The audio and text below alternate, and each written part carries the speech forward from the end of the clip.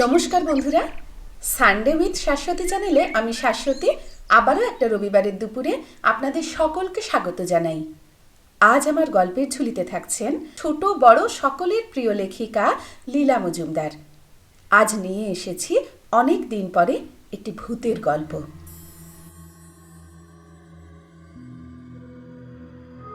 শুরু হচ্ছে গল্প লীলা মজুমদারের লেখা শেল্টার। জায়গাটার নাম বলা বারণ। দ্বিতীয় মহাযুদ্ধের সময় যেমন এখনো ঠিক তেমনি সংকটময় অবস্থান। মালিক বদলায়, জায়গা বদলায় না। এইটুকু বলি যে ভারতের উত্তর পূব কোণের নাকের ডগা। দুদিকে ভারত, একদিকে বাংলাদেশ, একদিকে বর্মা, চারদিকে পাহাড়। সেই সব পাহাড়ের চাইতে উঁচু এই পাহাড়। ঠিক যেন ঝান্ডা তুলে বলছে, এই দেখো, এইখানে আমি, কি করতে পারো করো। চমৎকার জায়গা, যেমনি অবস্থান তেমনি আবহাওয়া। মশা নেই, মাছি নেই, আরশোলা নেই। তবে হ্যাঁ, সাপ আছে, শুঁয়োপোকা আছে, গুবরে পোকা, মাকড়সা, মৌমাছি, বোলতা, বনের গহনে ছোট ছোট রঙের ভালুক, বুনো কুকুর যারা নেকড়ের মতো হিংস্র, প্রকাণ্ড বাদুড়, পেঁচা, অজস্র পাখি, এ সমস্তই আছে। প্রকৃতির লীলাভূমিতে এরা থাকবে নাই বা কেন? মানুষই বরং পরে এসেছে। বনসম্পদের তুলনা হয় না। ঝাউ, সরল, তুঁতফল, বাঁশঝাড়, গাছের ডালে অর্কিড ঝোলে। সেকালে সাহেবরা বিলিতি ফলের গাছ পুঁতেছিল। আপেল, পিচ, অ্যাপ্রিকট, নাশপাতি, আরও নিচে আনারস, বাতাবি।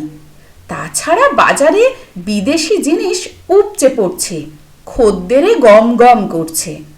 বেআইনি ছাড়া আবার কি বলিনি, স্রেফ নন্দনকানন। অসীমের বড় মামা হলেন বন বিভাগের মাঝারি কর্তা, ওইখানে সর্বে সর্বা। তিনি লিখলেন, চলে আয়, স্বর্গের সঙ্গে কোনো তফাৎ নেই। কখনো যাইনি অবশ্য সেখানে।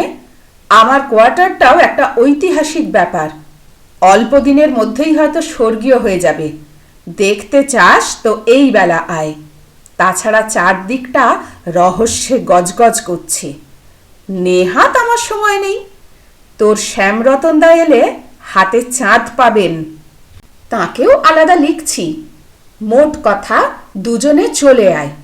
ইতি বড় মামা। পুনশ্চ ছোট দিকে বলে আমার জন্য আমসত্ত্ব আনিস, ওইটে পাইনে। কাজেই চলে গেল অসীম। একাই গেল। প্রায় 16 বছর বয়স, 11-এ পড়ে। যাবে নাই বা কেন? শ্যামরতন দাদের বাড়ি রং হচ্ছিল, বললেন পরে যাবেন। অসীমের যদি সত্যি ভূবিদ্যায় আগ্রহ থাকে তাহলে এমন সুযোগ ছাড়ে না যেন। নাকি প্লেনে গেলে সুবিধে হতো। সুবিধের সঙ্গে অসীমের কি? সুবিধার বড্ড খরচ। খানিকটা রেলে, পাহাড়ি পথে বাসে, তাই বা মন্দ কি? বেশ দেখতে দেখতে যাওয়া গেল। পথটা খুব ভালো ছিল না, 1.5 ঘন্টা লেট হলো। বড় মামা বাস অফিসে জিপ নিয়ে অপেক্ষা করছিলেন। ওই বাসেই ওদের কিছু ওষুধপত্রও এলো। ওই জিপে করে পাহাড়ের আরও খানিকটা ওপরে ওঠা গেল। বন বিভাগের ঘরবাড়িগুলো সুরক্ষিত বনের গা ঘেঁষে। সব কিছুর কেমন বিদেশি চেহারা। বড় মামা বিয়ে থা করেননি। বিধবা বড় মাসি বাড়ির গিন্নি। বেশ রেগেছিলেন। বোধহয় লেট দেখে ভাবনা হচ্ছিল। অসীম প্রণাম করতেই চুপ করে একটু আদর করে বললেন, তাও ভালো, ভাবলাম আরও দুজন বুঝি নিখোঁজ হলো। অসীমের দোকান খাড়া। বড় মামা বিরক্ত হয়ে বললেন, আহ দিদি, কি যে বাজে বকো। ছেলেটা রেলেও বিশেষ খাবার দাবার পায়নি। আর বলতে হলো না। সঙ্গে সঙ্গে মাঝের ঘরের গোল টেবিলে ভুনি খিচুড়ি, আলু মটরের চচ্চড়ি, বুনো হাঁস ভাজা, আর শেষে বড় বাটি করে খোবানি দেওয়া ক্ষীর। বড় মাসি বললেন, এই মগের মুলুকের একটা সুবিধা হলো সারা বছর শীতের তরকারি পাওয়া যায়। খেয়ে দিয়ে উঠতেই পশ্চিম পাহাড়ের পেছনে সূর্য নেমে গেল, সঙ্গে সঙ্গে অন্ধকার। বড় মামা চিঠিপত্র নিয়ে বসলেন। অসীম সোয়েটার গায়ে দিয়ে ঘুর ঘুর করে বাংলোটা দেখতে লাগলো। এ ধরনের বাড়ির কথা আগেও শুনেছিল। একতলাটা দোতলার সমান উঁচুতে, বড় বড় গাছের গুঁড়ির ওপর বসানো। এমনি পাকা কাঠ, যেন শক্ত পাথর, সহজে পেরেক ঢোকে না। চারিদিকে জালে ঘেরা চওড়া বারান্দা। নিচের থেকে মজবুত কাঠের সিঁড়ি ওই বারান্দায় উঠে এসেছে। সেটাকে আবার কপিকলের সাহায্যে ভাঁজ করে তুলে ফেলা যায়। ভারী ইন্টারেস্টিং। বারান্দায় পড়ার টেবিলে বসা বড় মামা শীতের চোটে উঠে পড়লেন। বললেন, সেকালে বুনো জানোয়ারদের উপদ্রব ছিল, তাই এই ব্যবস্থা। নিচে সাহেবদের টবের ফুলের সংগ্রহ দেখিস কাল সকালে। টবে স্ট্রবেরি চাষ করেছিল, মাশরুম করেছিল, এখনো হয়। যাই বলিস, বেটাদের গুণ ছিল। টিনের চালের তলা থেকে ওই যে সারি সারি অর্কিড ঝুলছে, ওগুলোর বয়স কম করে 50 বছর। লং ডে হয়েছে তোর, এবার শুয়ে পড়া যাক। জানালায় জাল লাগানো, কাজেই বাদুড় ঢুকবে না। তবু বালিশের নিচে টর্চ রাখিস। ব্যাস, এক ঘুমে রাত কাবার। চওড়া বারান্দায় পুবের রোদ। বড় মামা ব্রেকফাস্ট করতে বসেছেন। ভুট্টার পরিচ, ঘন লালচে দুধ, বিচিওয়ালা মিষ্টি কলা, টোস্ট, মাখন, ডিম সেদ্ধ, মাসির হাতের জ্যাম। বড় মামা বললেন, বস, খা। সারা রাতে না খাওয়ার পর সকালে এইসব পুষ্টিকর খাদ্য খেতে হয়। সকালে খাটবি, দুপুরে বড়দির ঘন্ট চচ্চড়ি, সেগুলোও নট ব্যাড। এই আমি বলে দিচ্ছি, বিকেলে স্রেফ 1 পেয়ালা চা, রাতে আর্লি ডিনার। তাহলে 47 বছর বয়সেও আমার মতো ইয়াং থাকবি।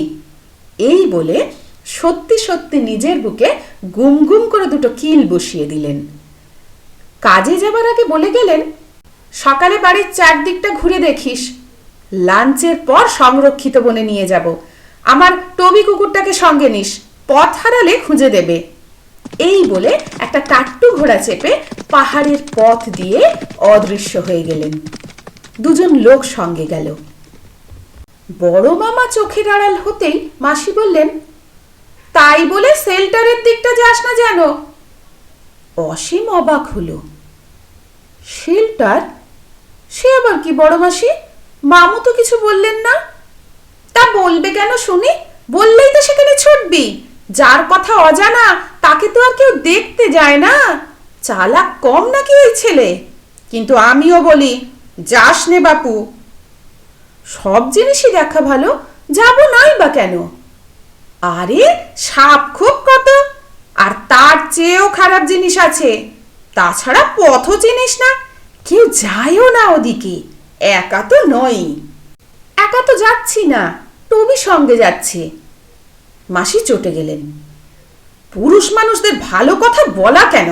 যা খুশি করগে যা, তবে মোজা পায়ে দিস, আর ওই শেপো লাঠিটা নিস। শেপো লাঠিটা কোনো মজবুত লতার শিকড় দিয়ে তৈরি মনে হলো। মুন্ডুটা অবিকল সাপের মতো। ওটা নেওয়া মন্দ হবে না। কাঠের সিঁড়ি দিয়ে নিচে আসতেই দেখি লাল বেহারি চৌকিদার ঝাঁকড়া চুল লাসা টেরিয়ার টবিকে নিয়ে দাঁড়িয়ে আছে। তাকেও বড় মাসি কিছু বলে থাকবেন।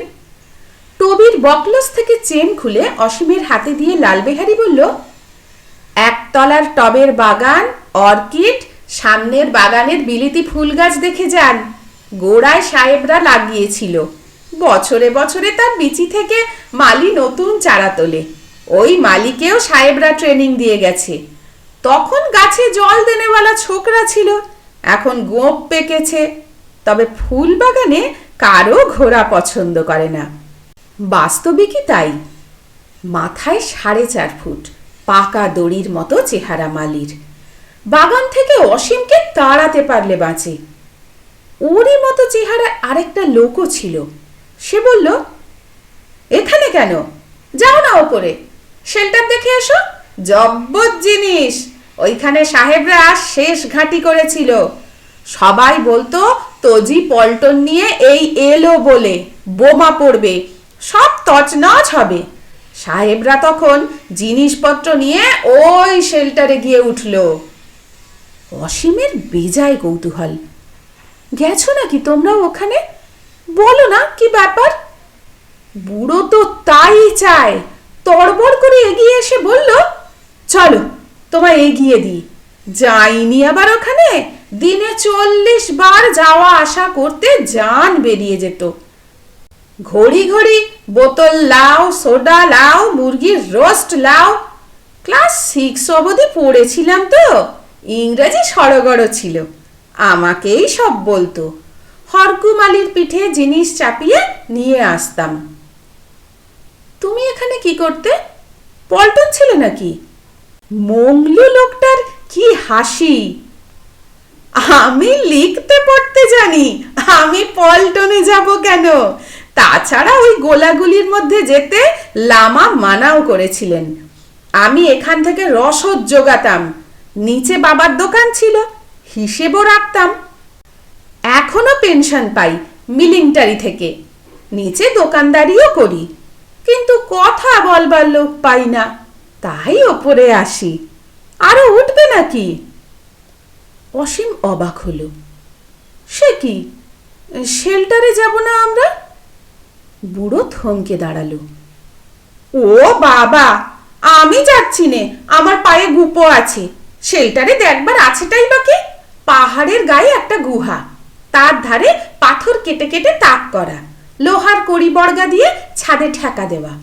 এই যে এই খুদে নালাটা দেখছো, ওটাও ওইখান থেকে উঠেছে।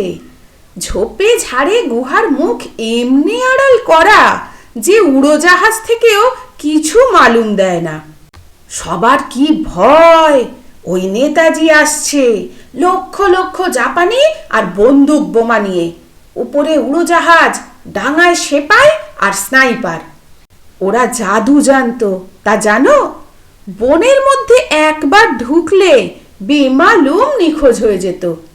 এখানকার গ্রামবাসীরা সবাই ওদের দলে ছিল, নানাভাবে সংকেত দিত। অসীম বলল, কি করে? দাঁড়াও একটু টুকে নি। মংলু বিগড়ে গেল। কিছু টুকেছ তো এই আমি চললাম, ওসব চালাকি আমার জানা আছে। আমি কিছু সাহেবদের মিলিটারি গোপন কথা বলিনি বাবু। অসীম বলল, অত ভয় কিসের? ওসব 1947 সালে চুকে বুকে গেছে। এখন আমাদের দেশ স্বাধীন হয়েছে, আমাদের নিজেদের মিলিটারি, নেতাজির নামে পথ ঘাট হয়েছে, ওর মূর্তি আছে নানা জায়গায়। এখন সাহেবদের সে মিলিটারি আর নেই। মংলু বলল, শুনেছি, হতেও পারে তাই। সাহেবরা তো আর আসে না এদিকে, জিনিসপত্রের দামও বড্ড বেশি। মোট কথা আমি আর ওপরে যাচ্ছি না, তুমিও যেও না, কেউ যায় না, জায়গাটা খারাপ। এই বলে দে দৌড়। খারাপ? এমন ভালো জায়গায় কেউ যায় না। এখান থেকে বাইনোকুলার লাগালে 100 কিলোমিটার দেখা যাবে। এইখান থেকে বন শুরু। এটা বড় মামার সংরক্ষিত বন নয়, সেটা অনেক নিচে। আসবার সময় জিপে তার মধ্যে দিয়েই আসতে হয়েছে। অদ্ভুত সুন্দর, নানা জন্তু দেখা যায়। দেখেনি ওরা কিছু বেশি, তবে কি যাবে না একা একা? একা মোটেই নয়। টবি ছুটতে ছুটতে বনের মধ্যে ঢুকে গেল। অগত্যা অসীমও চলল। গাছে ছাওয়া পথ, নিচের মাটি স্যাঁতসেঁতে।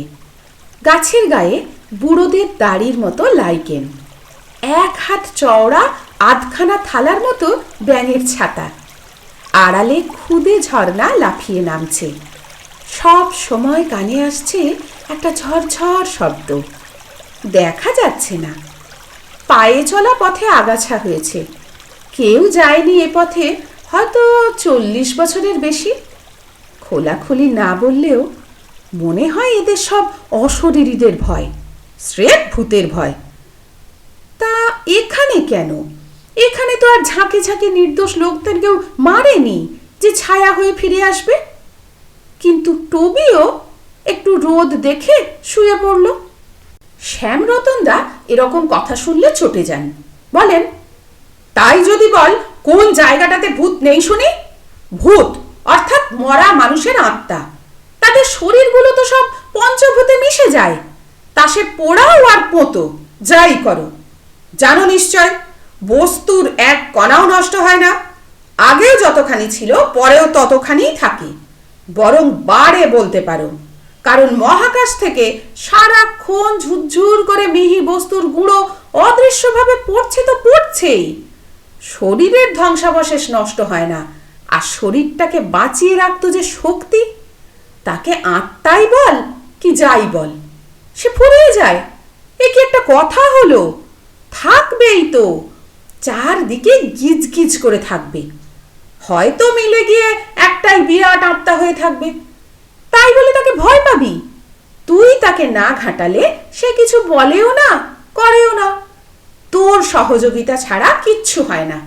খনিজ সম্পদ নিয়ে ঘাটাঘাটি করি, এর বেশি জানি না। অসীমেরও তাই মনে হয়। এবার সে শেল্টারের ছায়ায় ঢাকা পথ ধরল।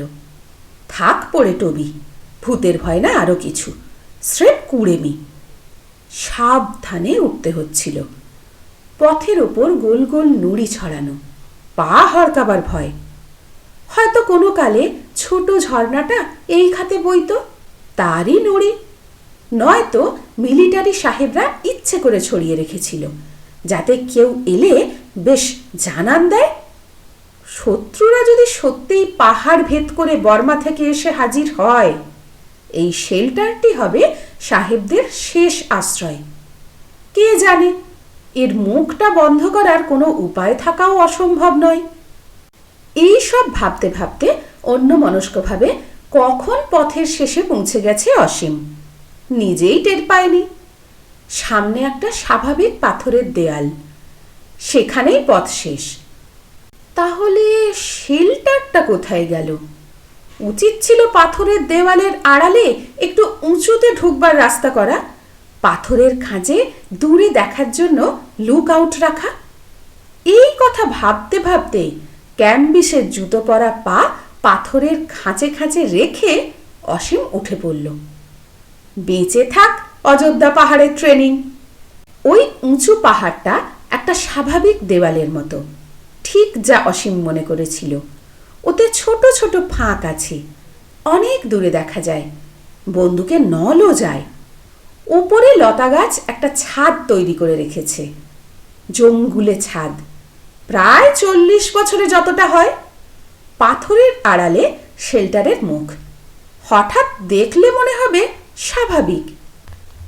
সম্ভবত সত্যিই তাই, তবে তার ওপর যে কারিগরি করা রয়েছে, ভেতরে ঢুকতেই সেটা বোঝা গেল। শক্ত পাথর কংক্রিটের থাম্বা দিয়ে ছাদ ঠেকানো, মেঝেটা পাথরের চ্যাপ্টা চাই দিয়ে বাঁধানো, দেওয়ালের কাছে জল বেরোবার নালি, ভিতর থেকে বাইরের দিকে ঢালু, বোমা ঠেকাবার ব্যবস্থা। তাই বলা বাহুল্য জানলা নেই। ঢুকবার দরজাতেও লোহার পাতের গেট বসানো, এখনো বেশি খোলা, সব খালি, ভোঁ-ভাঁ করছে। ভেতরের দিকে দরজার মাথায় পাথরের মাচার মতো, ব্যালকনিও বলা যায়, তাতে দুটি জানলা কাটা, তার লোহার পাল্লা খোলা, আলো আসছে। অসীম পাথরের গায়ে কাটা সিঁড়ি দিয়ে ব্যালকনিতে উঠে জানলার কাছে গেল। পাথরে কাটা বসবার জায়গা, পাথরের তাক, পাথরের টেবিলের মতো। জানলা বেশি উঁচু না, খুব চওড়া, দাঁড়ালে অসীমের মুন্ডুটা তার ওপরে থাকে, কিচ্ছু দেখতে পায় না। পাথরের সিটে বসলে গুহার সামনে পাথরের দেয়ালের ওপর দিয়ে দূর দিগন্ত অবধি চোখে পড়ে। বাইরে মাথার উপর পাথর একটু ঝুঁকে পড়েছে, তাই জানলাটা বাইরে থেকে চোখে পড়ে না। এমন চমৎকার কারিগরি দেখে অসীম মুগ্ধ। সাধে কি আর ইংরেজরা অর্ধেক পৃথিবীর ওপর রাজত্ব করেছে? কিরকম কার্যকরী মাথা ওদের! হঠাৎ নাকে একটা চেনা সুগন্ধ এলো। অসীম চমকে উঠে এদিক ওদিক তাকালো। অন্য জানলার সিটে খাকি শার্ট প্যান্ট পরা কাঁচা পাকা চুলওয়ালা একটা গোরা। বছর 65 বয়স হবে। পাকানো দড়ির মতো মজবুত শরীর, পাটকিলে চোখ, ঠোঁটে মৃদু হাসি। এখানে লোকের আনাগোনা আছে তাহলে? বন বিভাগের এলাকা ছাড়াও অন্য পথ আছে নিশ্চয়ই। বেশ লাগলো মানুষটিকে। বললেন, সমস্ত সমতলটা একটা মস্ত খাতার খোলা পাতার মতো। ওইখানে গাঁয়ের লোকেরা সুভাষের জাপানি উড়োজাহাজের ঝাঁককে পথের নিশানা করে দিত। কেমন করে দিত? সে এক মজা।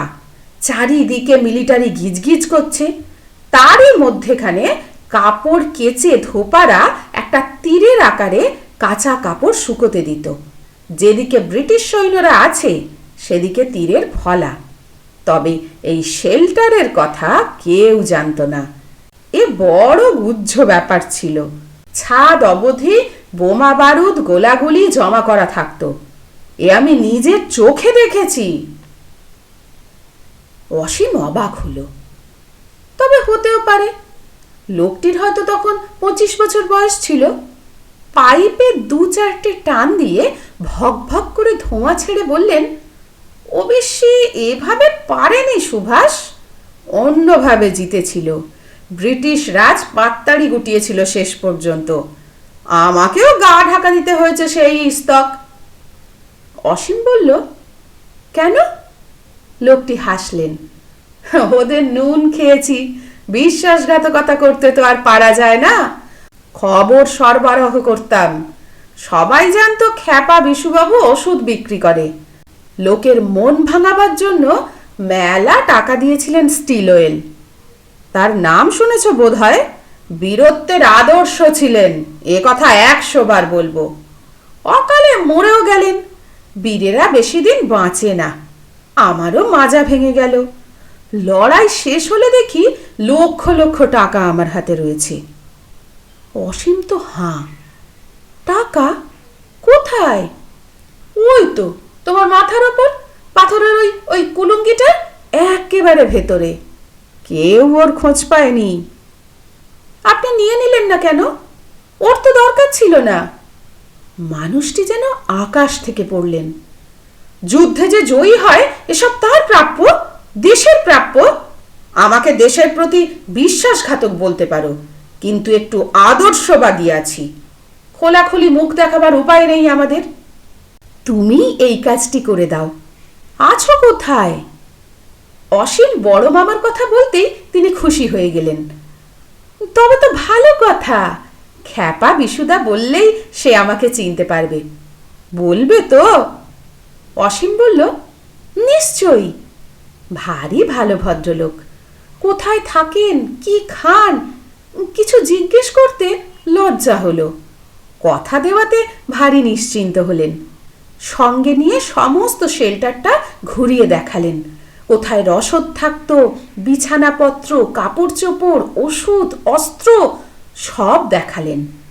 শূন্য খাঁ খাঁ করছে। যুদ্ধ থামতেই যত রাজ্যের লুটেরা এসে চেঁচে পুঁছে সব নিয়ে গেছে। কুলুঙ্গির অন্ধকার মুখটা পাথর দিয়ে বন্ধ থাকাতে কারোর চোখে পড়েনি। টাকাগুলো বেঁচে গেছে। ততক্ষণে বেলা বেড়েছে। অসীমকে যেতে হয়। ওকে গুহার মুখ অবধি এগিয়ে দিয়ে গেলেন ভদ্রলোক। এবার অসীম বলেই ফেলল, চলুন আমার সঙ্গে নিচে। মাসিমার রান্না খেলে খুব খুশি হবেন। মাথা নাড়লেন। সেই স্তক আগলাচ্ছি ওগুলোর একটা বিহিত না করে আমার ছুটি নেই। খাকি রুমাল নেড়ে বাই বাই করে দিলেন। শেষ পর্যন্ত অনিচ্ছা সত্ত্বেও নেমে এলো অসীম। কাঠের সিঁড়ি বেয়ে ওপরে উঠেই যেমনি অবাক তেমনি খুশি। শ্যামরতনদা বেতের চেয়ারে বসে বড় মামার সঙ্গে গল্প করছেন। তাড়া খেয়ে চানের ঘরে গিয়ে গায়ে মাথায় দুমগ গরম জল ঢেলে খাবার টেবিলে অন্যদের সঙ্গে জমায়েত হলো। বড় মামার আপিসের এক ভদ্রলোক এসেছিলেন, তাই বুদ্ধি করে খাবার টেবিলে কিছু বলেনি অসীম। লোকটি এত কাল পালিয়ে বেরিয়েছেন, এখন তার অনিষ্ট করা অসীমের পক্ষে সম্ভব নয়। বড় ভালো লেগেছিল। তা হতে পারেন স্টিল ওয়েলের ভক্ত। কিন্তু খাবার পর বড় মাসি যখন কাজ সেরে নিয়ে নিজে খাওয়া দাওয়া করতে চলে গেলেন, অসীম মুখে একটু ভাজা মশলা ফেলে বলল, খ্যাপা বিশুদা বলে একজনের সঙ্গে দেখা হলো। বড় মামার হাত থেকে পান পড়ে গেল। কি কি যাতা বলছিস? কোথায় দেখা হলো? তখন অসীম সব কথা খুলে বলল। একটা পিন পড়লে শোনা যায়।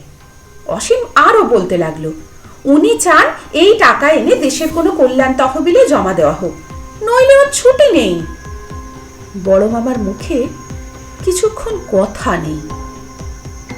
কিন্তু কিন্তু উনি তো যুদ্ধের পর থেকেই নিখোঁজ।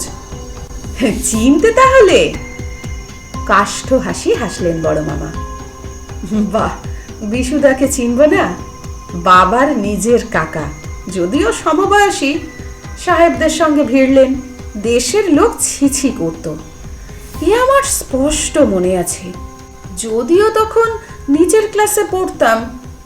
আছেন তাহলে এখনো? কি করা যায় বলুন দেখি শ্যামরতন দা? শ্যামরতন দা মুচকি হাসলেন। করবে আবার কি, চলো, দুপুরে কাজকর্ম নেই, এই সময় টাকাগুলো নিয়ে আসি। ওই খ্যাপা বিশুর সঙ্গে আলাপ করলে নিশ্চয়ই অনেক প্রত্যক্ষদর্শীর বিবরণ পাওয়া যাবে। গেলেন ওরা দুজন আর অসীম। বারণ সত্ত্বেও ওখানে গেছিল বলে কেউ অসীমকে বকলেন না। কিন্তু খ্যাপা বিশুর সঙ্গে দেখা হলো না, কেউ ছিল না ওখানে। তবে অসীম ছোট একটা শাবল নিয়ে গিয়েছিল, জানলার ওপরে যেখানটা ভদ্রলোক দেখিয়েছিলেন সেখানে জোরসে দুটো খোঁচা দিতেই ঝুরঝুর করে এক রাশ নুড়ি পাথরের কুচি ভাঙা সিমেন্ট বেরিয়ে এলো। তার পেছনের কুলুঙ্গিতে হাত গলাতেই একটা ভারী ওয়াটারপ্রুফ থলি বেরোলো, সোনার মোহরে ঠাসা। ওই সময় ঘুষ নিতে হলে নাকি কাগজের টাকা কেউ ছুঁতো না, শ্যামরতনদা বললেন। আর বেরোলো বাঁকা একটা বিলিতি পাইপ। পাইপটার মুখের কাছে একটা সাদা দাগ। সকালেও অসীম সেটা লক্ষ্য করেছিল। আস্তে আস্তে সে পাথরের সিটে বসে পড়ল। পা কাঁপছিল। অনেকক্ষণ পর বড় মামা বললেন, তাই বলি, 1943 সালে বিশু দাদার 65 বছর বয়স ছিল। পাকানো দড়ির মতো শরীর, খাকি শার্ট পেন্টেলুন পরে ঘুরে বেড়াতেন। গুপ্তচর বলে কেউ সন্দেহ করত না, ছোটবেলায় দেখেছি। তারপর অসীমের দিকে ফিরে বললেন, তাহলে এখন তার বয়স কত হয়? 112 না? অসীমের সব গুলিয়ে যাচ্ছিল। শ্যামরতনদা মুখের দিকে তাকাতেই তিনি ওর পিঠে একটা হাত রেখে বললেন, কি হলো? অসীম বলল, তবে কি উনি সত্যি নন? শুধু ছায়া, স্পষ্ট দেখলাম। থুতনিতে কাটার দাগ, আয়োডিন লাগানো, আর আর এই টাকাগুলো, ওই পাইপ, এসব তো বাস্তব। শ্যামরতনদা হাসলেন। কাকে ছায়া আর কাকে বাস্তব বলবি জানি নে। বালিগঞ্জে আমাদের বাড়িতে সারি সারি কাচের জানলা, তার ভেতর দিয়ে মাঠের ওপারের সত্যিকারের নতুন বাড়ি দেখা যায়। তৈরি শেষ হয়নি, খালি রাতে ভূষো অন্ধকার। ওই জানলার কাছেই দেখতে পাই দূরে মোড়ের মাথার আলো জ্বালা লোক গমগম বাড়ির ছায়া। ভূষো অন্ধকারময় খালি বাড়ি আর লোকজন ভর্তি আলো জ্বালা বাড়ি মিলে মিশে একাকার হয়ে যায়। কোনটা সত্যি কোনটা ছায়া চিনতে পারি না। কাচের জানলা খুলে তবে বুঝতে পারি কোনটা কি। এবার ওঠ ওঠ শিবু, উনি যা যা বলেছেন সেই মতো কাজটা করে ফেল। হঠাৎ অসীমের মনটা ভালো হয়ে যায়। হ্যাঁ হ্যাঁ, চলো চলা যাক, মাসি আজ দুধ পুলি করেছে।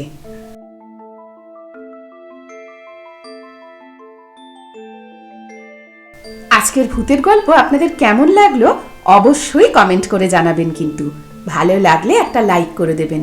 আর আমার চ্যানেলের বিভিন্ন ধরনের গল্পগুলি যদি আপনাদের ভালো লাগে তাহলে সাবস্ক্রাইব করে চ্যানেলটার পাশে থাকবেন এবং আমাকে এগিয়ে যেতে সাহায্য করবেন। কী ধরনের গল্প শুনতে আপনারা আগ্রহী কমেন্ট করে জানালে আমি খুব উপকৃত হব। আজ তবে এই পর্যন্তই। আবার আসবো পরের সপ্তাহে একটি ভিন্ন স্বাদের গল্প নিয়ে। নমস্কার।